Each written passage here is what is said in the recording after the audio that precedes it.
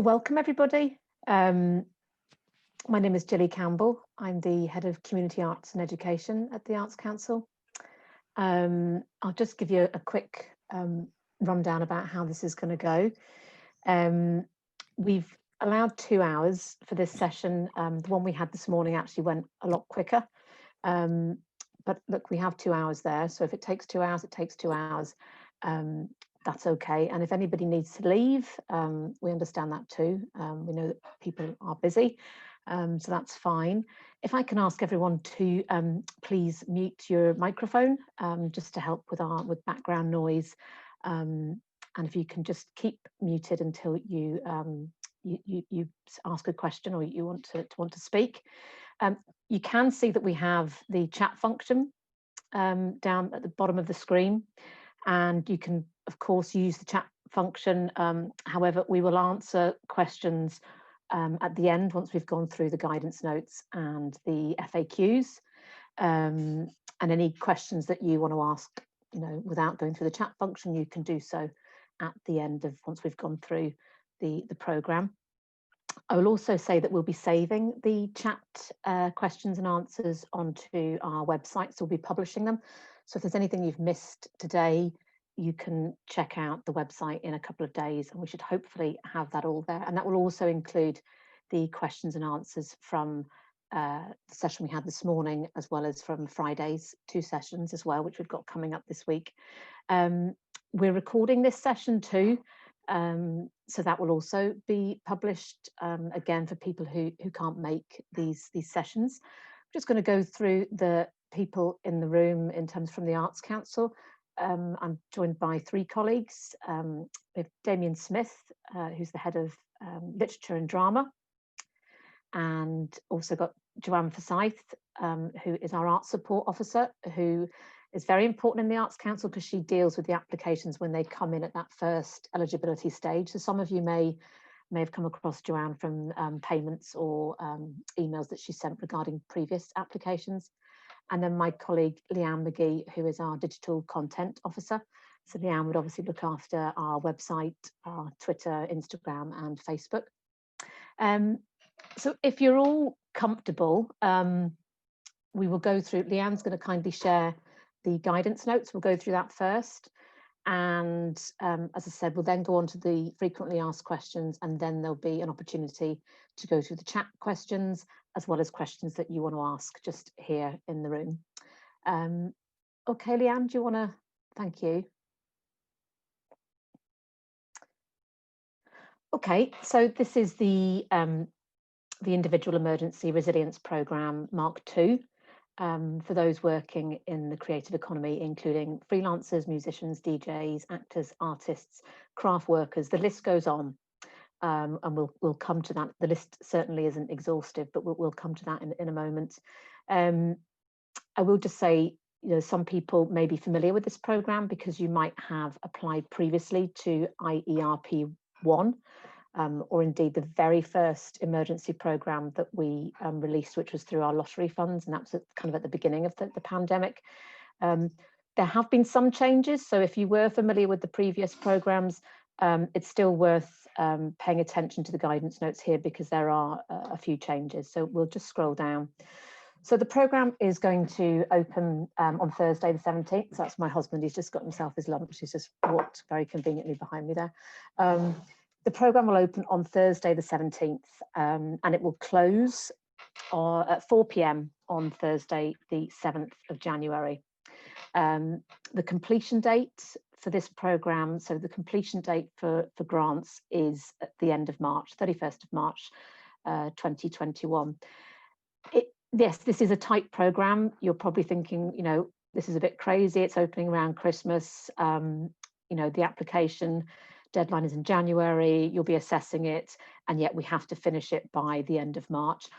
All I can really say is that we're responding to receiving the funds from the department. So this is the earliest opportunity we've had to be able to open it. It's not ideal, but hopefully as we go through the programme, you'll feel a bit more confident about the types of things that you can apply for and have a better understanding of the programme. So essentially the overriding objective of this programme is to retain a vital workforce within the creative sector. We know that artists, perhaps more than many people in society, have been really, really impacted quite severely from the pandemic. And this programme really is designed to help sustain you as a creative professional, as an artist, as somebody who works in the arts and creative sector. It's about trying to sustain you further through what is, we know, a very difficult time. So I mentioned that the list, it's a long list. Essentially, anybody who is working in the creative sector can apply to this programme if they can demonstrate the impact that COVID has had on them, and indeed the loss of income as a freelancer. You'd need to demonstrate that. So applications will also be considered from groups of individuals working in collaboration, provided there is a lead individual making the application. So, for example, if you're a band, you can make one application on behalf of the entire band, and that would be one individual making that application. Alternatively, you can, as individual band members, make an individual application if you'd rather do that. This time round, priority for funding will be given to those who have been unable to access other forms of financial support from government or other sources, and who have not received funding from the Arts Council through Artists Emergency Programme or the Individual Emergency Resilience Programme 1. So if you have already received funding from the Arts Council, you can apply to this programme, but our priority will be to those who haven't yet received funding through these emergency programmes. Successful repeat applications, as I say, will be considered, but they'll be held in a kind of reserve list and funded if and when we have the resources and until the budgets have been fully allocated at the moderation process. So the fund is aimed at workers in the creative and arts economy in whatever capacity, such as venue support staff, singer-songwriters, session musicians, set designers. You can see the list there, but as I said, it's an indicative list. And if you have any queries about whether you're eligible to apply that can't be answered today, you can of course contact us independently through the website, through our staff contact list. This round, the programme is slightly different from the previous one because we're offering awards of up to £5,000. The previous IERP programme had 3 different types of awards, 3 different amounts, whereas this is awards up to £5,000. So you can apply for £1,000, you can apply for up to £5,000.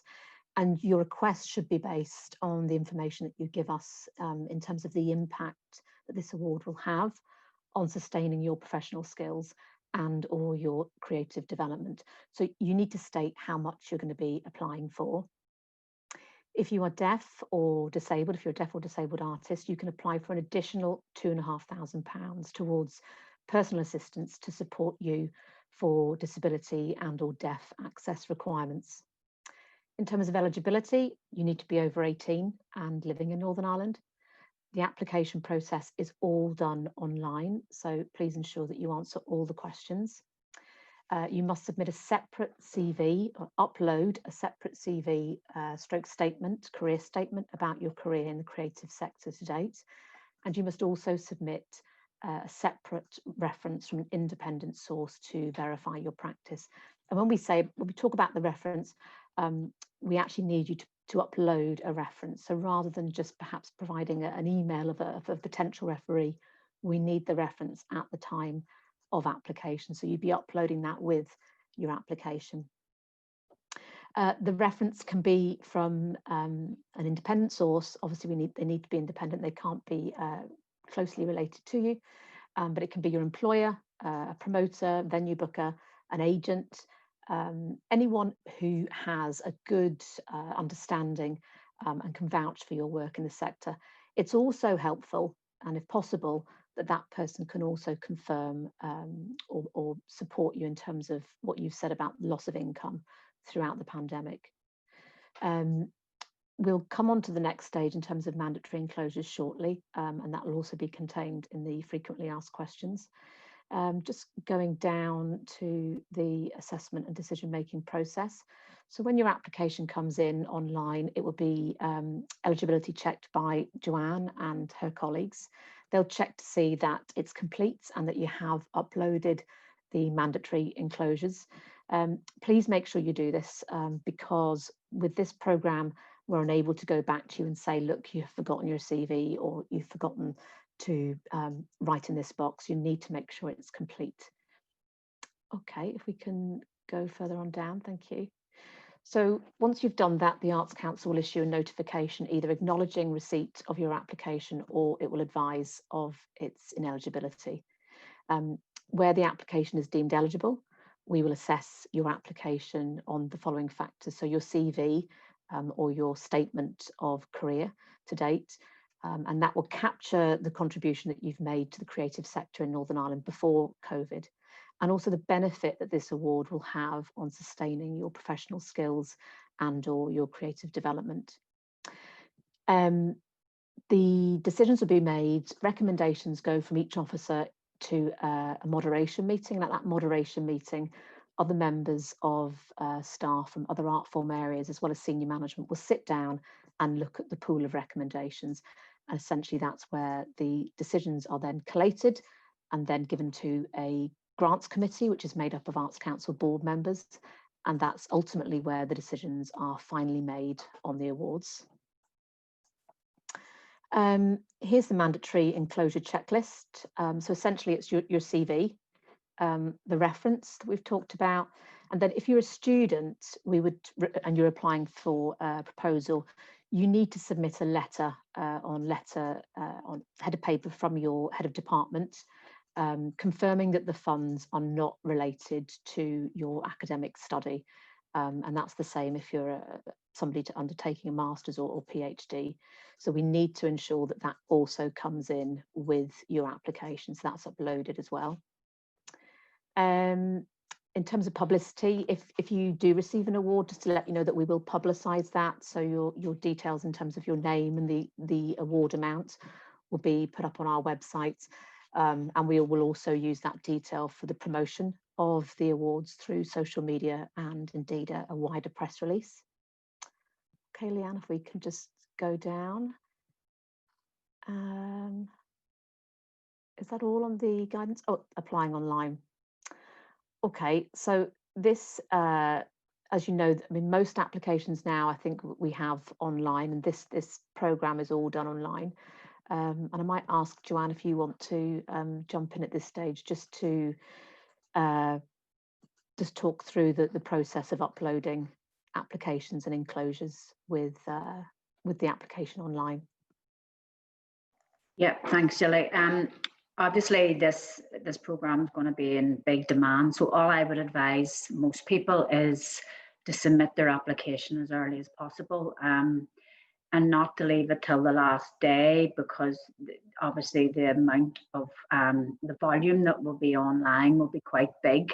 One of the things with regard to this is that the system has been tested, but however, we're aware that some applicants have had problems such as issues with receiving emails back to with regards to passwords and whether their application's been received okay. And these issues it's not anything that the Arts Council can manage, it's to do with the account that your email is set up with. So whether it's going into your spam or it's rejecting those emails.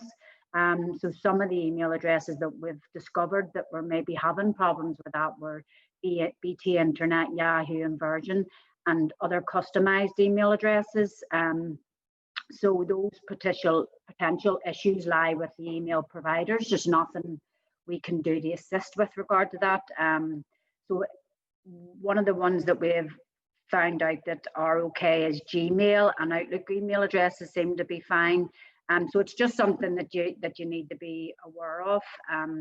But again, my advice mainly would be to get your application uploaded and submitted. You can go in and start your application form, and then you can revisit it again and edit it. So you don't have to do it all in one go. You can start, then go in and attach stuff and do it as you go along. But just advice would be to submit it as early as possible, so it's not as stressful for you as well, and that you know then it's been submitted. Okay.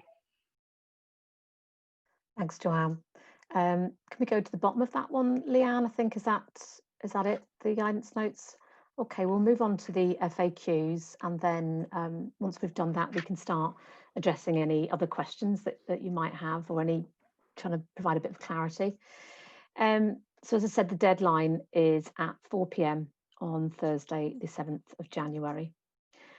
How do I know I am eligible? Well, if you work in the creative sector in any capacity, and you've been impacted by COVID, and you need help and assistance to sustain your career and your role because you've lost out on income, or you need emergency funds because you've lost out on income, you can make an application.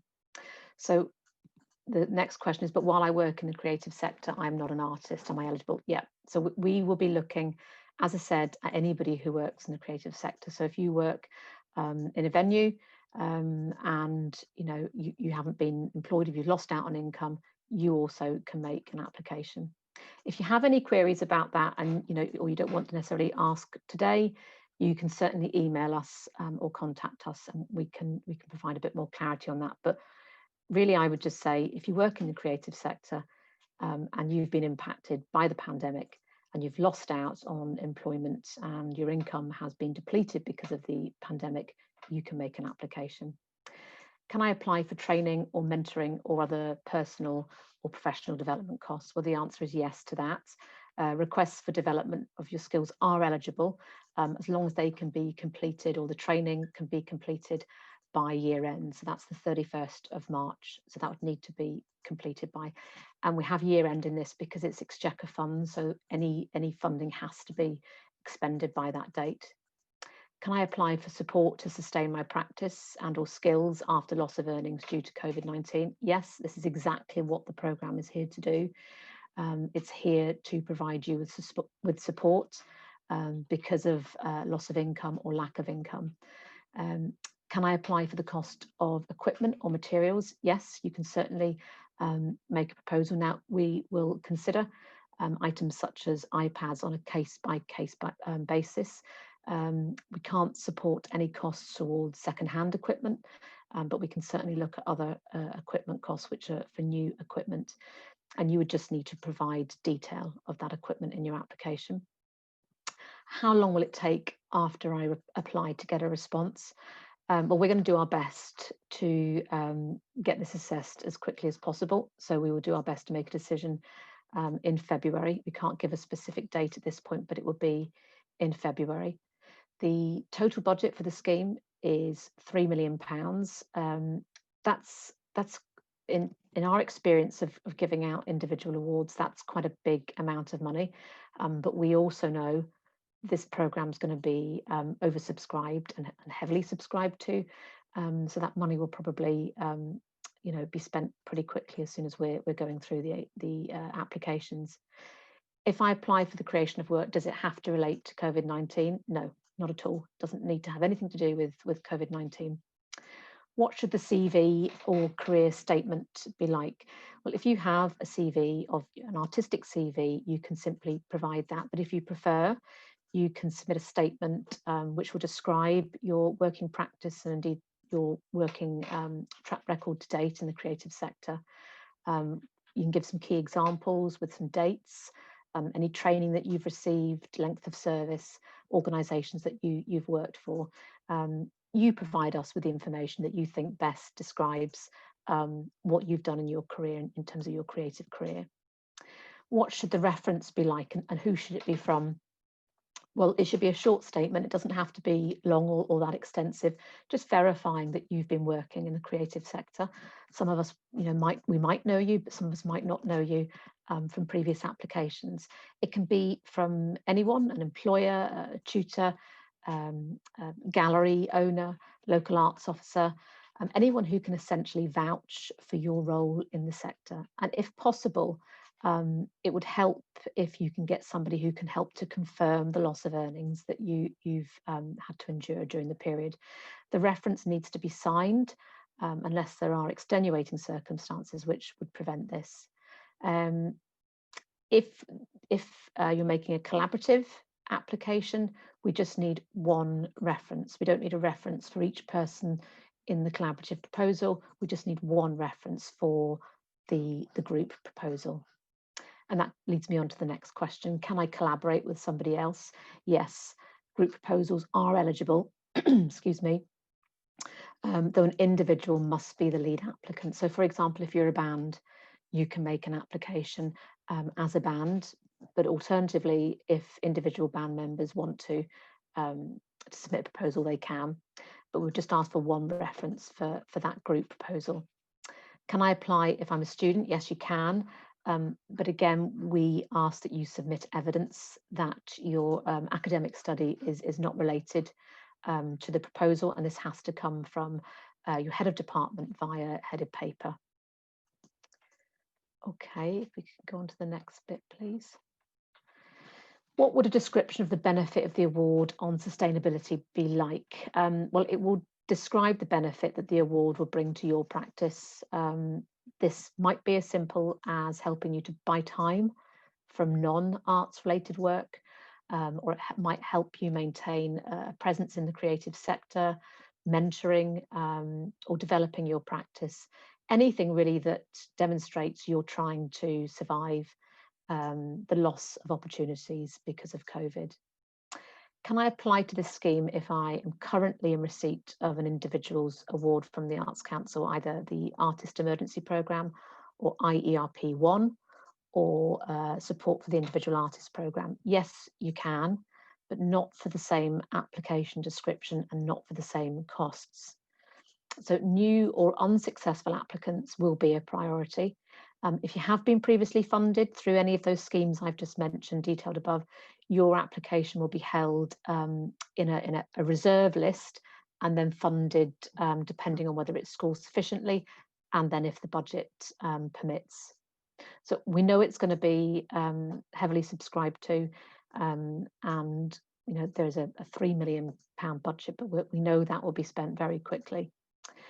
Is there an end date for the duration of the award? Well, the award completion date is the 31st of March. So yes, it needs to be done pretty quickly. Can I apply to sustain my practice in a way that best meets my needs? Yeah. I mean, the first objective of this scheme is to sustain artists and creative workers in the creative sector. And that can take many forms, and you know best how best to sustain your practice, so you can tell us how you need to do that. Do you have to make work as a condition of the award? No. You can tell us why you need an award and what you wish to do during the period of the award. There's no requirement for you to do anything over and above what might sustain your practice as an artist or somebody working in the creative sector. So I think I'm sure you were all worried, you know, when you see that the award has to be finished or completed by the end of March. I hope this might reassure you that this really is about you applying for funds to help sustain you because you've lost out on employment during this pandemic. So there's absolutely no need for you to make work. What type of evidence do I need to demonstrate the impact of COVID-19? Well, you can provide a note from an employer, emails or correspondence detailing the cancellation of work or contracts that weren't able to be fulfilled. You can also tell us about, you know, it's not just a financial impact. Clearly, there is a psychological impact as well. We also know of artists that aren't able to work because they are caring for somebody who's shielding or they live with somebody who's shielding. So that also is an impact. And indeed, people who have caring responsibilities or have dependents, you're impacted again because of that, that need to support others. So, you know, whatever you feel comfortable with letting us know about the impact, we can take that on board, and you put that in your application. Does universal credit count as support funding? Well, we would ask you to provide us with information relating to universal credit if you have received this as a consequence of COVID-19. whilst this isn't a means tested programme, we think it's important to know, about how many artists are having to seek government support to get them through. If you do get an award, you are responsible for disclosing the award. So that means you will need to handle any tax implications of that.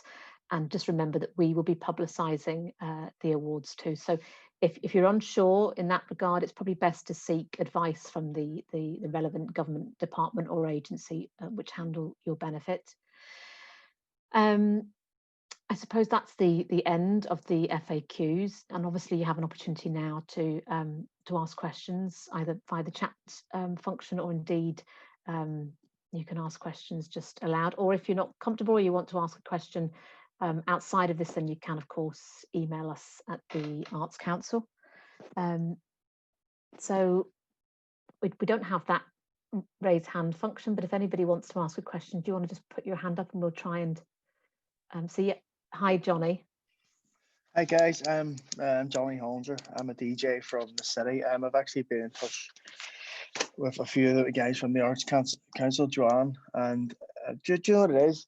I was just wondering, I want a wee bit of information about, see, as far as the references go. One of the government schemes was, recently, the Self-Employment Income Support Scheme, or the Coronavirus Business Restriction Support Scheme. It was asking for certain references, and you had to get, and so a few, I don't know, I can see a few faces I know in the meeting, and we had to gather in sort of just emails, detailing loss of work, not necessarily loss of income. There wasn't numbers in any of the ones that I got, but I was able to, the forms which I have were able to depict that I've lost, for talk's sake, they'll say he was booked for the rest of the year twice a week, and all these gigs have had to be cancelled due to COVID. Is that sufficient? Yeah, I mean, some people might not be able to articulate the exact amount of what they would have worked. Some people are able to say that. We essentially need to know as much as you can tell us. So if you can say to us, look, I've lost out on this would have been what I normally would have been doing, or I know that I would have been contracted, this contract wasn't fulfilled. You can tell us about that. There will be some people who can give us more detail. And figures. And that's welcome too. Damien, did you want to say anything about that, or? No, just to am I on? Yeah. Just to reinforce what you said there, Jolly, in your reply. I mean, basically, as much information as you can give. We're not looking to cross-reference specifically, in terms of any other scheme that you've already applied for. If you've applied for other schemes and been successful, then obviously you'd want to list those in the application this time round. But in terms of what you submit to us, the more information you can give us to verify or to support the cash amount that you're applying for, the better. And if you can get that from one reference, one referee, all the better as well. Okay, so would you prefer, so just in that, I'm just wondering, is that all, I was getting a wee bit confused. Are they both, is that included in the reference, or is the reference something completely different? It can be both aspects, I mean, basically it can be simply a statement that you're in the sector, and that somebody can say that you are a part of the sector as you say you are, and that's fair enough. If you're able to provide there through the reference a statement that can back up your the amount that you're asking for, and specifically well and good as well. I mean, basically, the more information there is, the better. Yeah. And the better quality it is, the better too. In terms of the type of information we get. My only thing is I know some venues aren't overly happy to discuss the amounts that they're actually paying certain DJs and certain people. That's not ours. It wouldn't be my fault, so to speak. But that's okay. That's fair enough. I mean, basically these things just add to a case. They're not the be all and end all. So if you say that you've lost earnings, that you've had losses, due to the pandemic, that's fine. If you get the reference then just to say that you are and you have been working or you were due to be or whatever, even if there are no figures attached to that, Yeah. that's fine too. I'll just finish on this. Maybe if, just for talk's sake, if a venue wasn't able to you know, sort of give me that information, maybe if I could get that information possibly from like a financial, like from an accountant or something, would that help? Yeah. Yep, Yeah, that's that's dead on. absolutely Yeah, fine, yeah. Johnny. Yeah, that's no problem at all. Well, that Um, might be that would probably help, you know, yeah, some no, people in that's my abs- situation. that's absolutely fine. That's no problem at all. And I think actually in the last round, I did come across a few statements from accountants. That's no problem at all. And also you have an opportunity in the application form to state the impact and to say, you know, what you've lost out on. Okay. So, you That's know, great. you're the applicant, you're the person that we are responding to. It's really just so that we can have somebody else who's independent state, look, this person works in the sector, particularly if we don't know you. It's just them saying, look, this is what they do. They work in the creative sector. All Great.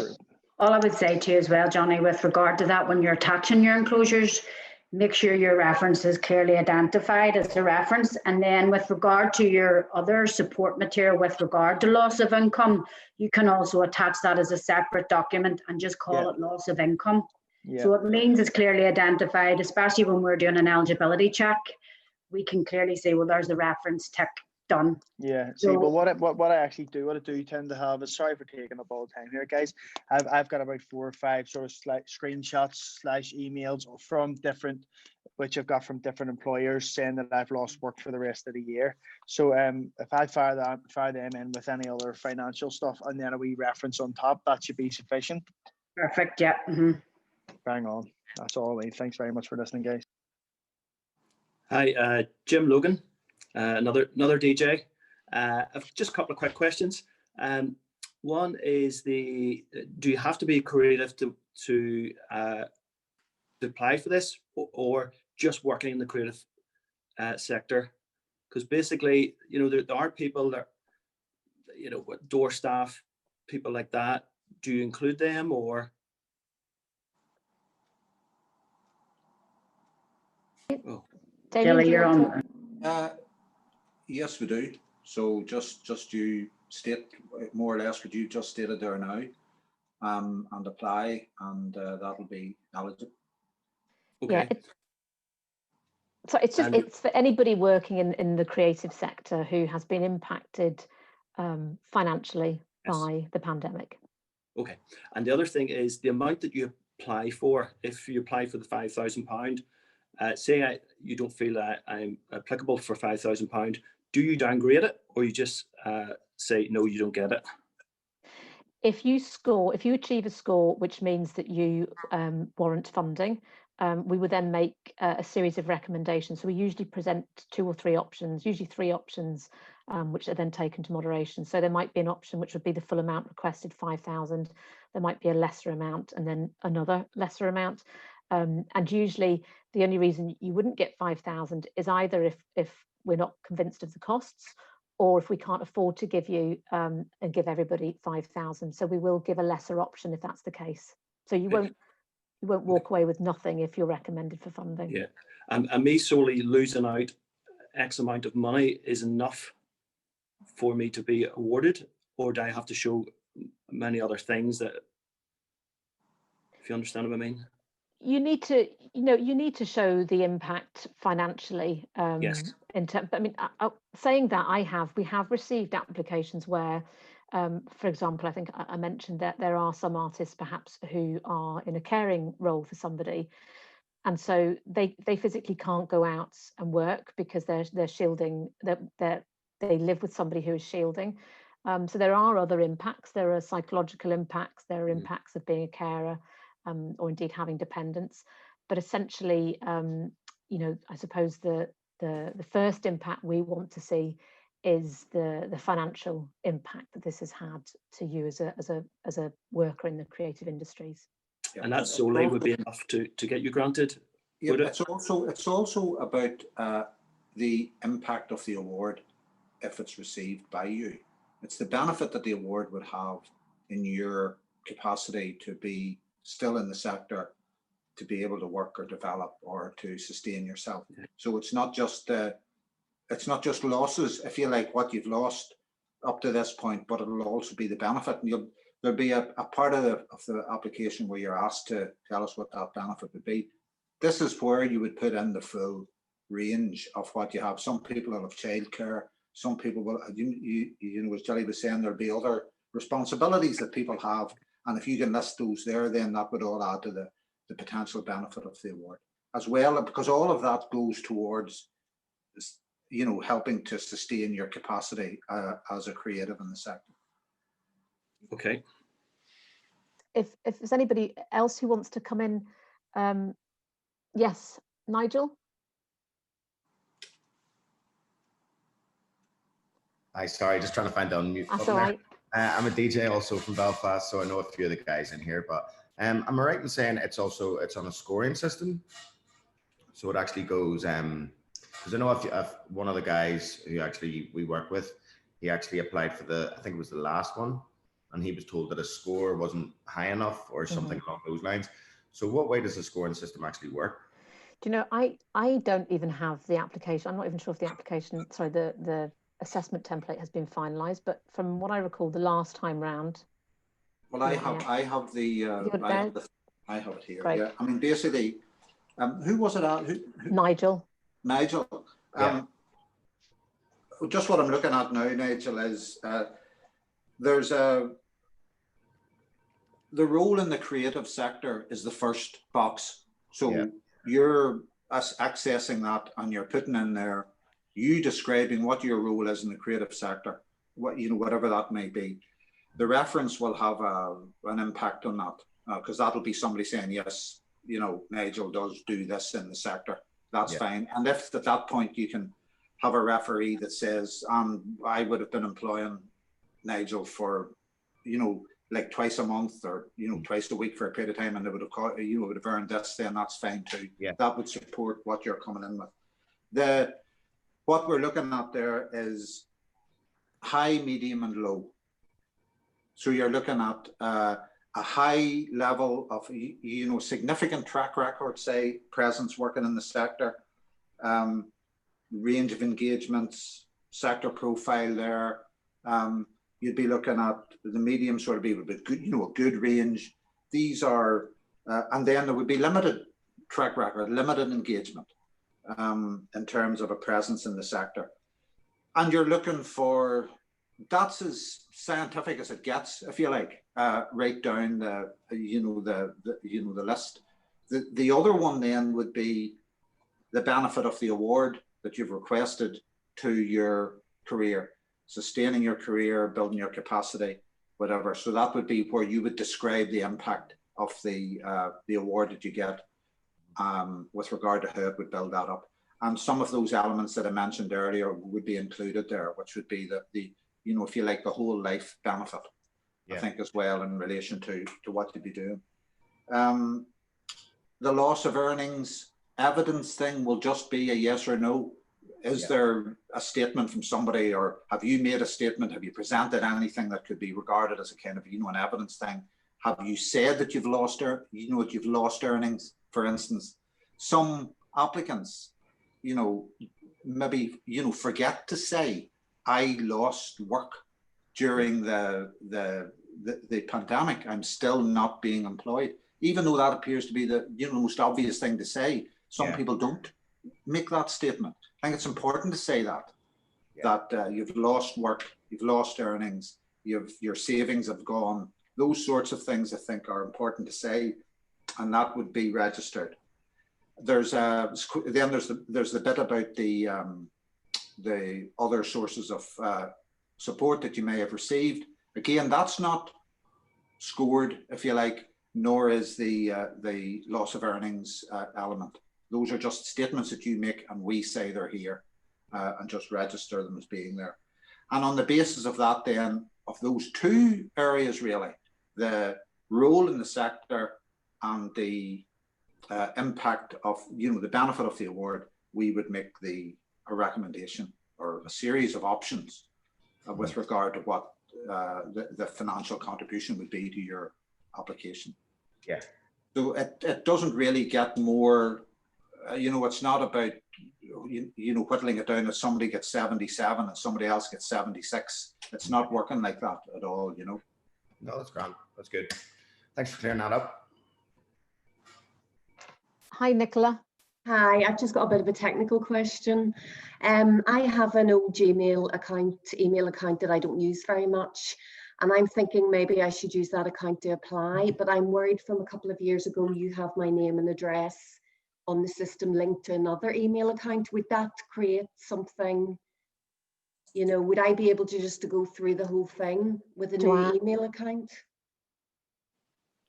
With regards to setting up your new online account, which you would do with your Gmail account, that doesn't really have an impact on the online account. What happens then when that application form comes through to us, Nicola, we look at your name, and if it's the same and we already have you on our system, we'll look at your contact details and we'll say, well, that's the same name, same address, same person. So we'll then attach that application to your previous contact details.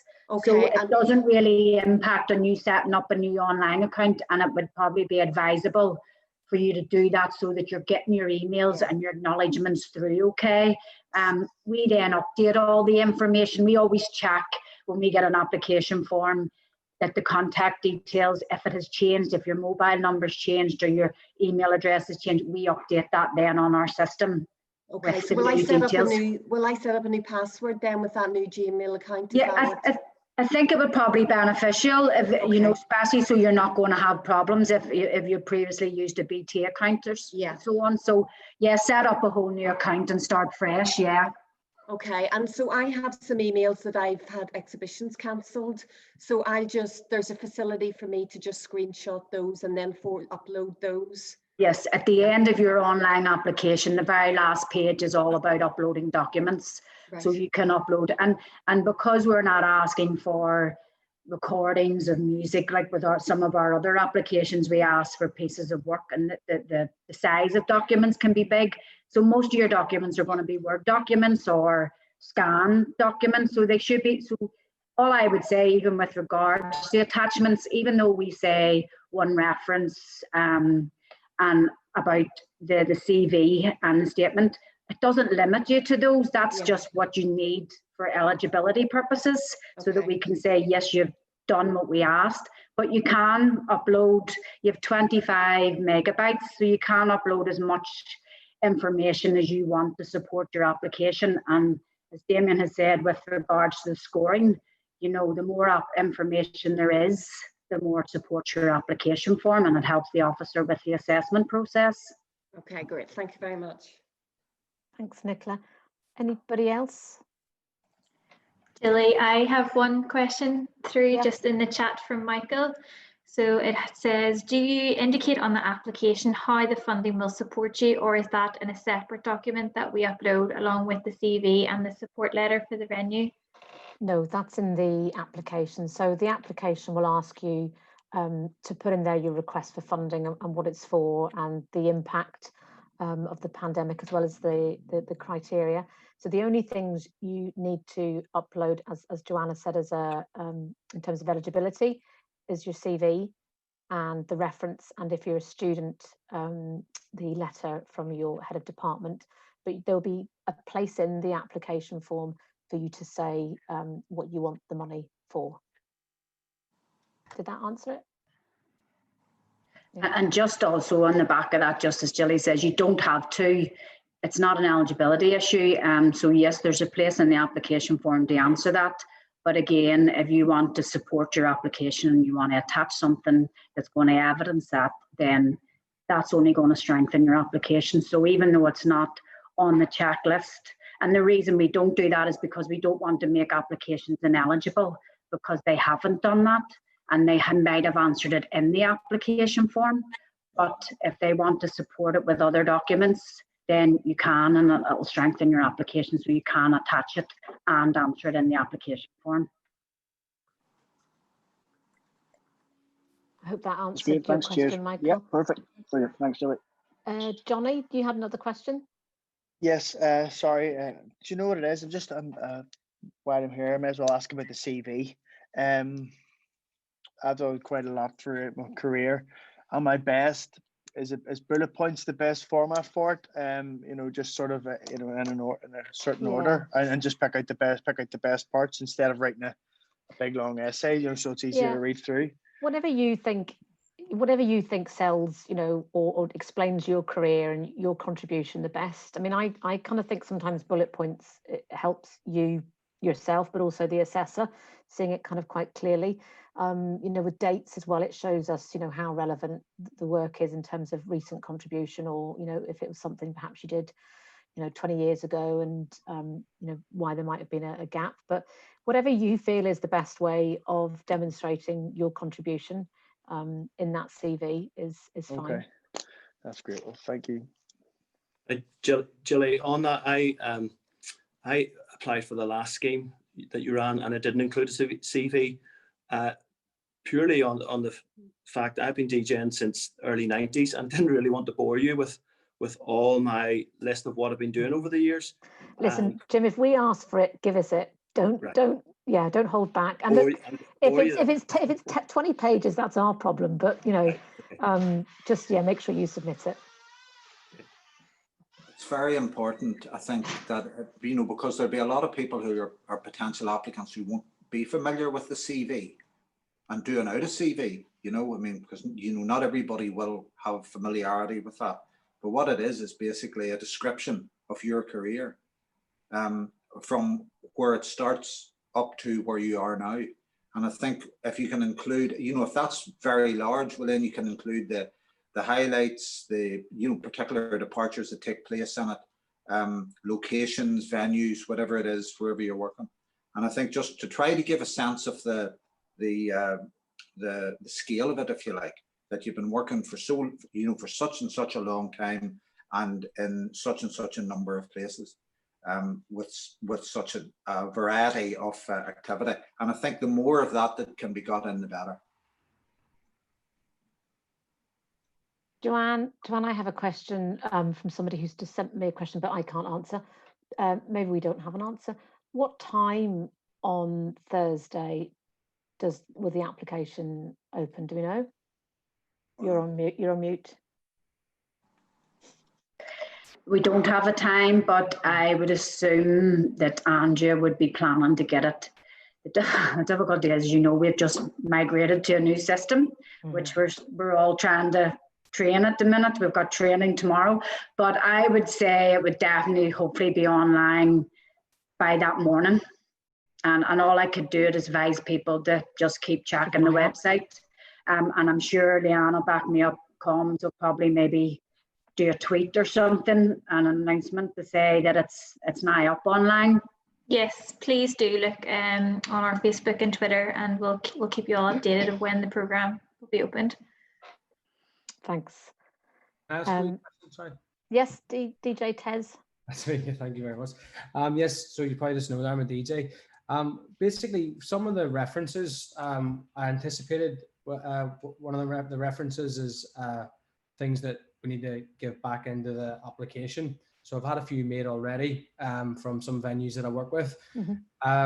One of them is an email, and I don't know whether or not, obviously, the fella that wrote it, he owns a venue.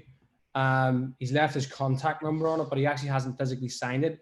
It is just, the other ones, however, have been scanned in. Obviously, it's not possible, with some venues don't have a scanner.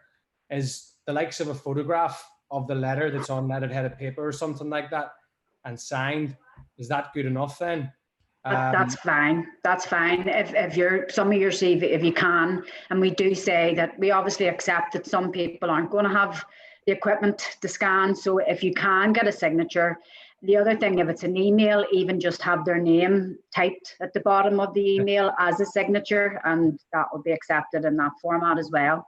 You've included stuff like contact numbers and that to obviously, you know, so you can contact them and, you know, they're available. You need to check on them references. Yeah, no, we do know that not all references we ask, if they can be signed, do get them signed. And if it is in an email format, all I would say is just for them to put even a wee signature, and you can make, you know, the way you type your name and you make it italic or something just to look like a signature, then Yes. we'll accept that. Sure. And just on that as well, is it preferable that we have on each reference letter? I would work at a few different venues, so would it be preferable if I have loss of income and specifics? So it could be 300 or 400 per venue or something like that. So is it better that that's noted specifically on the reference letter? I think it would support your reference base if it's listed, but I'll get Jilly to confirm that if it's on the reference as well. I mean, you have an opportunity to tell us what you've lost, and as I think I said to somebody else here, that we take your word for it, but we are asking. It is helpful if somebody who employs you can also say, look, they would have been getting X amount, or I would have been contracting them to do, 3 gigs over the period of a month or something. So if you can get that on there, that would be, it would strengthen your application. It would strengthen that support material. Yeah. Great. Thanks very much. Hi, Elizabeth. Hi there. My question is more for people who aren't, I know a lot of the DJs have residencies and have regular things that they can definitely depend on and that they can call up as references as and when. But I've noticed that on the form, the eligibility, it mentions open mic performers. And I will just say that open mic performers generally are unpaid, but can be paid if, for example, someone sees them and offers them a gig, but it wouldn't be a residency. It would be very much piecemeal, very much as and when. So there would be no way of predicting if or when that would be able to happen. But at some point during the past 8 months, it would have been very likely that it would have happened if you had been attending these events, if that makes any sense. But how do you kind of categorize that in a form? Do you know what I mean? Does that make any sense? Yes, it does make. Oh, Damien, were you about to? Yeah, well, hello, Elizabeth, by the way. We've never met. But, yeah, hello. yeah. I want to, you just state what you've just stated there now, which is that's the character of the economy that you're in. Mm-hmm. You'd have expectations of what you might pick up over that period of time. There'll be other impacts, I think, of COVID on your career as well. Opportunities to be invited to go and read places, and then there'll be other things that would be knock on from that. So I would list all those and put all those down, and then you quantify it. And then there'll be, if you can get a reference that can say, yes, this is the pattern of your career, well, then that will be sufficient. That will have the impact that we're talking about. You can't come up with things that aren't there. Yeah, in a way, predictions really, and it is. Well, your call, your judgment, and your assessment of your own career will count. No, that's cool. These other things are supportive of that.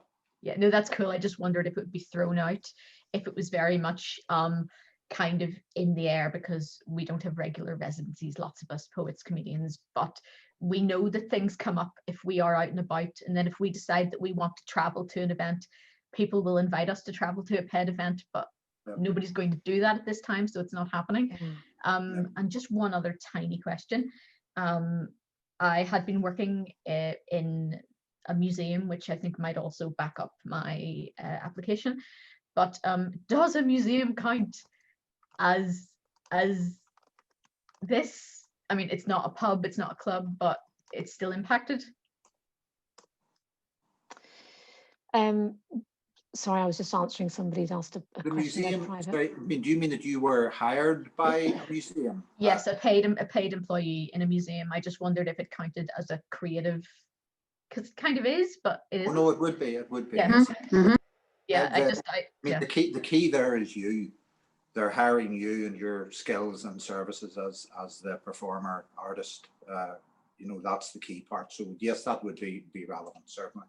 Okay, thank you very much. I was also going to say, Elizabeth, your excuse me, your CV would also, provide us an indication of the type and regularity of your work anyway. So you're saying about what you would predict or potentially would have happened during the course of the year. We would then expect to see that bear some kind of resemblance to the CV that you've submitted. A pattern. Yeah. Yeah. Okay, thank you. Are there Any other questions there? Nigel? Hi, sorry.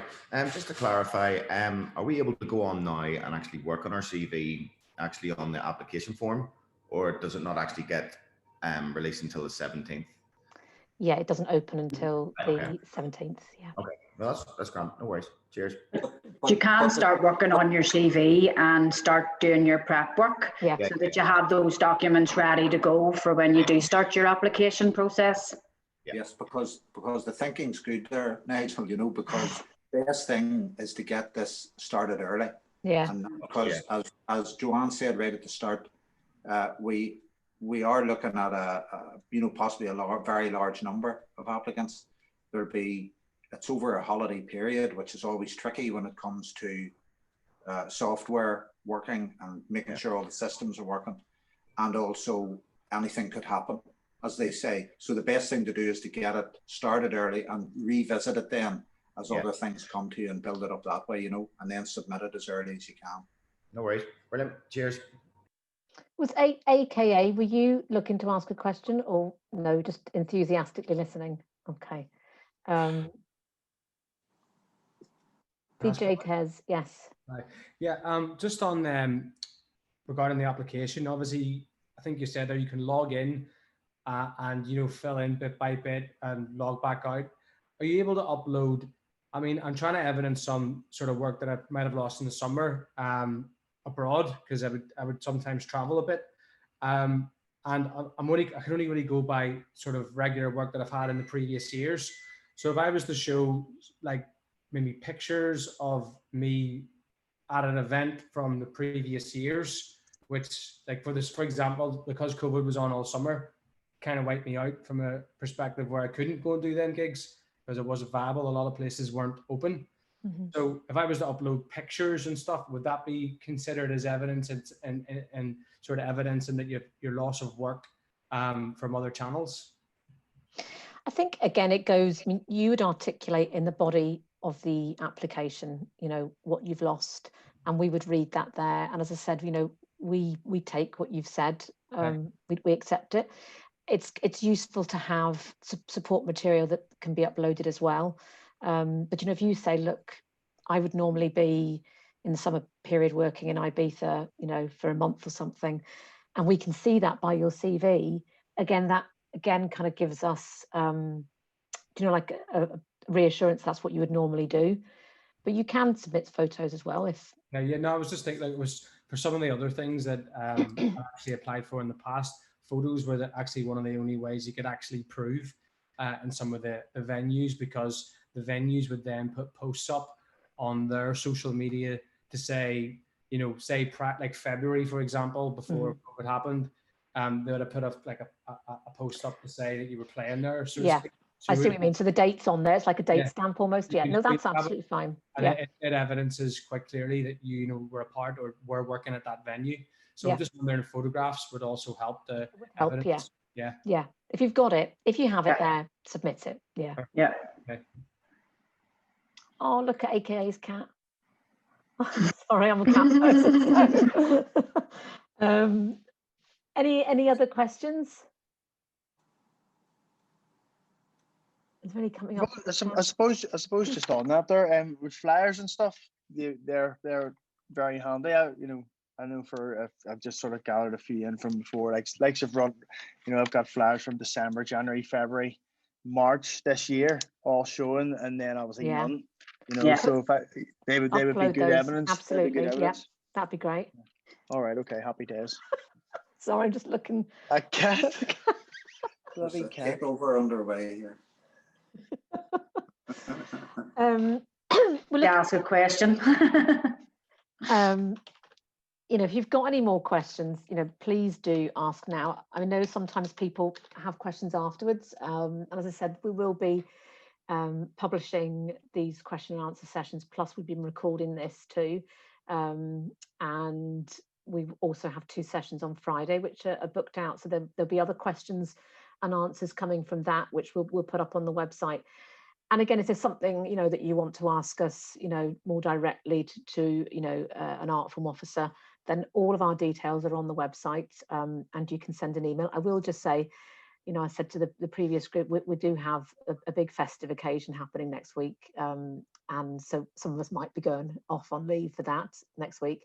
So if you do have questions, try and, if you can, get them in this week, or alternatively, we will be, most of us, starting back pretty early after Christmas. So we'll be there that first week, probably from the 4th. So if you have any specific questions then too. Joanne's great with the eligibility side of stuff in terms of uploading. I don't have that kind of knowledge or expertise. But if you, I don't, Joanne, I don't. But if you have any, and you're saying I'm much better. if you have any other questions that you want to ask us, you know, I had somebody asking a couple of questions in the chat there about you know, disability support, and you know, I actually do look after arts and disability in the Arts Council, and if somebody is asking, if you are asking for access or support costs to do with that, remember there's the extra money. We're not going to be wanting to interrogate any kind of documentation, but you just need to tell us what that is for. And you know, if you need somebody who can support you, if you're a disabled or deaf artist, or indeed if there are access requirements that you need because of your disability, you can include that in your application. So, you know, there might be some things which people don't want to ask on a platform like this, and that's absolutely fine. You can contact us independently. I suppose we're just hoping that we can try and capture as much as possible through these sessions. So if there isn't any other questions, I suppose just want to say thank you very much and all the best with your application. And we know it's been a really challenging, horrible year, and hopefully we can all see the light going forward. Okay, so I think we'll end there. That's great. Thank you so much. Good luck, everybody. Okay, bye. Thanks so much, guys. Bye. That was awesome. Thank you. Thank you. Thanks.